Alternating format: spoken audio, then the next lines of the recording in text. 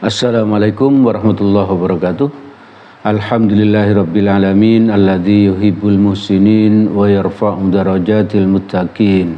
Asyhadu an la ilaha illallah wahdahu la syarikalah wa asyhadu anna Muhammadan abduhu wa rasuluh la nabiyya ba'dah.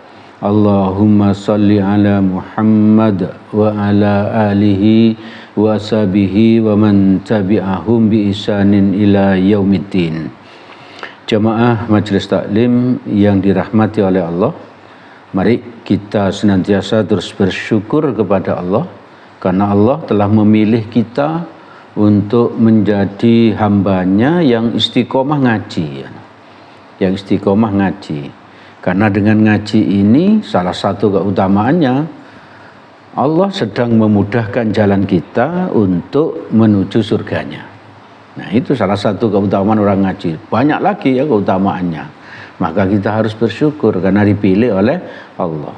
Semoga Allah terus menolong kita, memudahkan bagi kita untuk istiqomah taat kepadanya, untuk istiqomah ngaji ya, hingga kelak kita dicabut nyawa. Semoga dalam keadaan husnul khotimah. Jemaah yang dirahmati oleh Allah, kalau ada yang bertanya, siapakah manusia pertama yang masuk surga? Kira-kira ada yang tahu nggak kira-kira ya? Iya, betul, Nabi Muhammad ya. Nabi Muhammad adalah manusia pertama yang masuk surga. Sebelum nabi-nabi yang lain itu masuk surga, Nabi dulu yang masuk surga. Itu ada di hadis riwayat Muslim 136 dari Anas bin Malik radhiyallahu an. Rasulullah sallallahu alaihi wasallam bersabda, "Ana aktsarul anbiya'i taba'ay yaumal qiyamah." Saya adalah nabi yang paling banyak pengikutnya pada hari kiamat. Oh, berarti Nabi Muhammad itu adalah nabi di antara nabi-nabi yang ada itu, pengikutnya paling banyak itu adalah Nabi Muhammad. Terus lanjutan hadisnya, wa ana awwalu may yaqra'u babal jannah. Dan saya adalah manusia yang pertama kali mengetuk pintu surga. Nah, ini dari keterangan ini menunjukkan apa? Nabi Muhammad itu adalah orang pertama yang masuk surga. Juga keterangan di hadis riwayat Ahmad nomor 12.397, Muslim nomor 137 dari Anas bin Malik radhiyallahu an, Rasulullah sallallahu alaihi wasallam bercerita, "Ati babal jannati yaumal qiyamati fastaftihu." Aku mendatangi pintu surga pada hari kiamat. Fastaftihu fayaqulul kharin man anta. Kemudian aku meminta agar dibukakan. Lalu menjaga pintu surga bertanya, siapa kamu? Jadi dari luar itu rupanya seolah-olah kita seperti di rumah kita itu. Dari luar ada yang ngetok pintu, maka dari dalam ada yang bertanya, siapa kamu? Gitu ya. Lalu Nabi menjawab, Muhammad Rasulullah. Nabi menjawab, Muhammad Rasulullah. Maka setelah itu malaikat penjaga surga itu berkata, bika umirtu la aftahu li ahadin qablaka. Aku diperintahkan, kata malaikat, diperintahkan Allah agar tidak membuka pintu untuk siapapun sebelum kamu. Nah, itu juga penjelasan dari Nabi bahwa manusia pertama yang masuk surga itu adalah Nabi Muhammad. Betapa beruntungnya Nabi Muhammad yang masuk surga pertama kali. Itu kalau kita ditanya siapa wanita pertama yang masuk surga, maka sebetulnya tidak ada hadis yang menyatakan siapa wanita pertama yang masuk surga. Yang ada hadisnya ini, hadis riwayat Hakim 4853 dari Aisyah radhiyallahu an. Aisyah itu istri Nabi, bahwa Rasulullah sallallahu alaihi wasallam bersabda, sayyidatu nisa'i ahlil jannati arba'ah. Pemuka wanita ahli surga itu ada 4 orang. Pemuka berarti pemimpinnya para wanita yang masuk surga itu ada 4 orang. Ada 4 orang. Siapa saja mereka? Ada yang sudah tahu? Nah, ini yang pertama, Maryam binti Imran. Maryam binti Imran. Maryam binti Imran ini adalah ibunya Nabi Isa ya, ibunya Nabi Isa. Yang pertama. Terus yang kedua yang disebut Nabi Fatimah binti Rasulullah sallallahu alaihi wasallam. Fatimah binti Rasulullah sallallahu alaihi wasallam. Nah, Fatimah ini anaknya Nabi Muhammad ya, anaknya Nabi Muhammad. Itu merupakan pemimpin dari apa? Wanita-wanita yang masuk surga. Yang ketiga, wa Hadijah bintu Huwailid. Hadijah binti Huwailid. Hadijah binti Huwailid ini istri pertamanya Nabi. Istri pertamanya Nabi. Ketika Nabi umur 25 tahun menikah dengan seorang janda namanya Hadijah. Waktu itu Hadijah umur 40 tahun. Nabi tidak berpoligami selama apa? Selama menikah dengan Hadijah ini. Sampai Hadijah meninggal. Jadi jangan salah, Nabi itu bukan orang yang ahli poligami. Nabi itu sangat setia ketika apa? Istrinya itu seorang janda bernama Khadijah. Sampai Khadijah itu meninggal.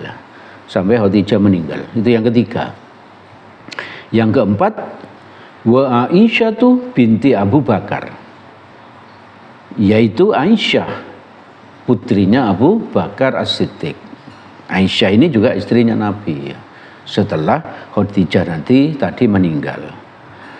Lalu ibu bapak, saudara-saudara yang dirahmati oleh Allah, lalu kenapa kok ada orang yang mengatakan Muti'ah itu adalah wanita pertama yang masuk surga? Maka sebetulnya kita bisa jawab secara logika aja itu. Karena apa? Kalau benar Muti'ah itu wanita pertama yang masuk surga, tentu Muti'ah ini pasti masuk ke golongan 4 wanita yang menjadi pemimpin orang yang masuk surga tadi ya. Pasti begitu gitu, pasti begitu. Maka ibu bapak, saudara-saudara yang dirahmati oleh Allah, kita tidak perlu ikut-ikutan karena kita ini orang yang ngaji. Orang yang pertama memang ada cerita atau kisah yang mengatakan bahwa Muti'ah itu adalah wanita pertama yang masuk surga. Itu berasal dari sebuah buku yang bukunya tidak usah saya sebut ya. Maka di buku itu dikatakan suatu hari Fatimah bertanya kepada ayahnya, wahai ayah ya, ayahnya Fatimah ini kan Nabi Muhammad ya, siapakah wanita pertama yang masuk surga? Maka menurut kisah di buku itu Nabi menjawab dia adalah Ummu Muti'ah gitu ya. Karena penasaran, Fatimah katanya di buku itu diceritakan Fatimah mendatangi apa? Rumah Ummu Muti'ah. Ternyata setelah memberi salam dan ngetok pintu, Muti'ah itu menjawab dari dalam, siapa? Waalaikumsalam. Dari siapa yang di luar itu? Maka Fatimah menjawab, Fatimah binti Rasulullah. Muti'ah senang sekali ya, karena apa? Karena dikunjungi oleh putrinya Rasulullah. Tapi sebelum buka pintu, Muti'ah itu bertanya kepada Fatimah, kamu datang sendirian Fatimah gitu. Fatimah menjawab, saya bersama Hasan, anak saya gitu. Terus Muti'ah menjawab, kalau begitu saya minta maaf, saya tidak bisa menerimamu hari ini karena saya tidak diizini untuk menerima tamu laki-laki gitu. Tidak diizini oleh siapa? Oleh belum minta izin gitu, kepada suaminya untuk menerima tamu laki-laki. Tapi Fatimah membantah. Tapi Hasan masih kecil katanya Fatimah. Terus Muti'ah menjawab dari dalam, masih kecil pun dia seorang laki-laki. Tolong kembali besok lagi, saya akan minta izin kepada suamiku. Besoknya kembali Fatimah. Tapi kali ini bersama Husain, bukan bersama Hasan. Seolah-olah Fatimah ini ngetes Muti'ah ini gitu ya. Lalu setelah memberi salam, terjadi dialog lagi. Kamu jadi Fatimah datang ke sini bersama Hasan ya. Fatimah menjawab, tidak, saya datangnya bersama Husain gitu ya. Muti'ah bilang lagi dari dalam, kalau begitu datang besok lagi ya. Karena apa? Karena saya minta izinnya untuk Hasan, bukan pada Husain gitu. Dan seterusnya sampai apa? Sampai besoknya itu Fatimah diizini untuk masuk. Dan banyak lagi ketaatan-ketaatan yang diberikan oleh Mutia ini dalam rangka apa? Dia taat kepada suaminya. Seperti apa? Seperti menyiapkan makanan terbaik dan lain sebagainya. Dia berdandan, dia bercerita kepada Fatimah kalau sewaktu-waktu suaminya datang, dia sudah dalam keadaan yang bersih dan rapi. Maka Fatimah diceritakan di buku itu merasa betul lah kalau Muti'ah itu adalah wanita pertama yang masuk surga.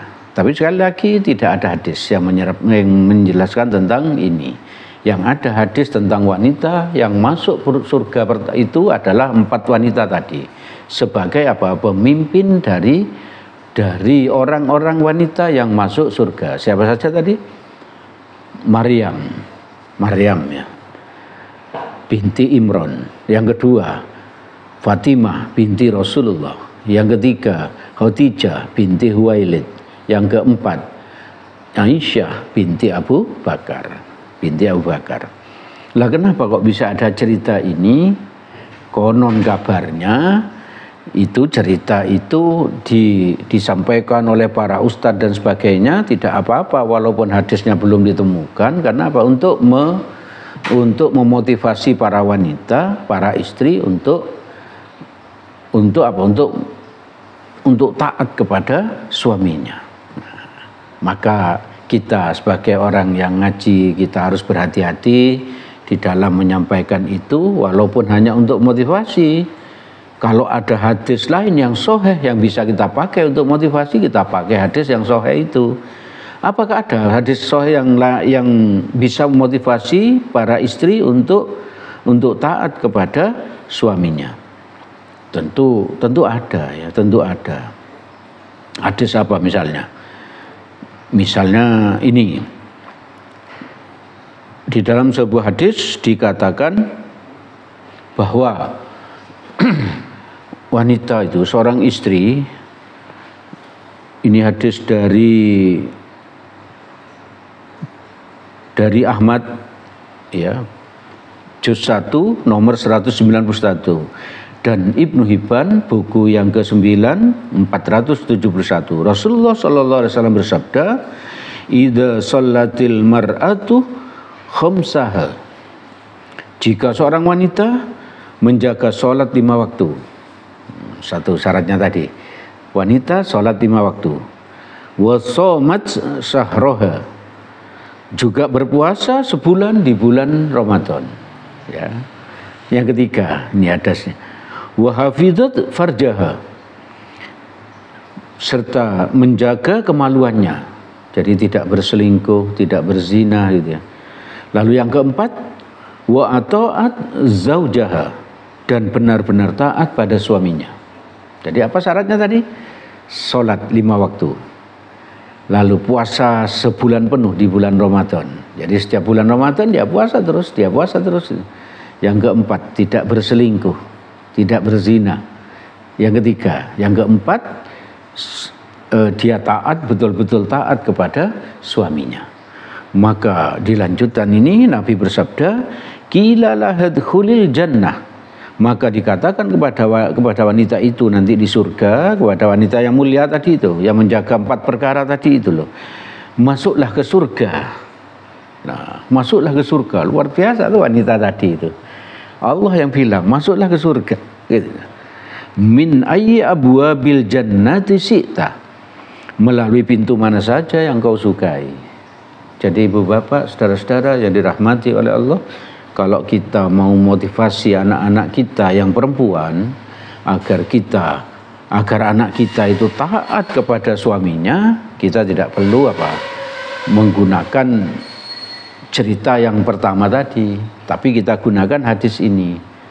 Kita bilang kepada anak perempuan kita bahwa, "Nak, nanti kalau kamu sudah menikah, ada hadis ini yang bisa kamu amalkan." Misalnya, jika seorang istri sholat 5 waktu, terus yang kedua puasa sebulan penuh di bulan Ramadan, yang ketiga tidak berselingkuh, tidak berzina, yang keempat taat pada suami, maka nanti di padang mahsyar Allah akan menyuruhmu masuk surga lewat pintu mana saja. Insya Allah ini akan menjadi motivasi yang sangat ampuh kepada anak-anak perempuan kita untuk apa? Untuk mengamalkan hadis tersebut.